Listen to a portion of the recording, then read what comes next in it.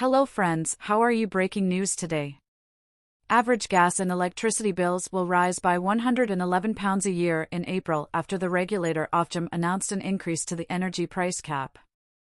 The 6.4% hike means the average dual-fuel household bill will hit £1,849 annually.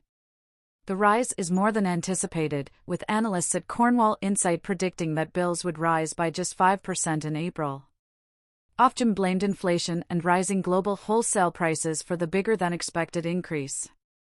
As a result, the cap will be £159, nearly 10% higher than for the April to June period last year. The rise in energy prices is why the Bank of England recently forecast inflation to return to nearly 4% this summer. As Kate Andrews reported last week, inflation in January rose to 3%, up from 2.5% at the end of last year, a bigger jump than the Bank of England and markets had expected.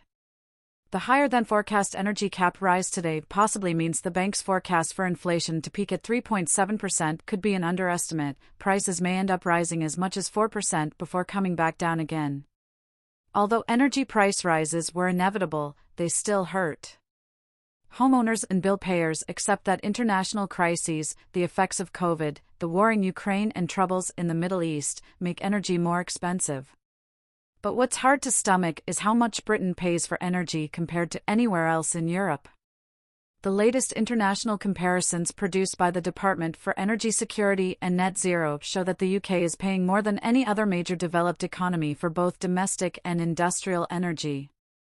Our cost per unit of domestic energy is nearly 80% higher than the French, almost double Poland's, and more than 7 times larger than Turkey's. Today's news is bad for homeowners for another reason: it won't improve chances of another cut to interest rates by the bank.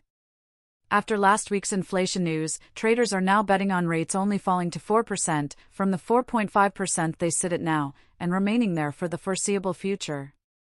With energy bills rising and no relief in sight on interest rates, households will continue to feel the squeeze.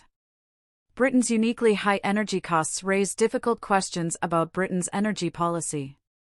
The Department for Energy Security and Net Zero's name is something of a contradiction. We can have energy security, or we can unilaterally race to net zero, but we probably can't have both.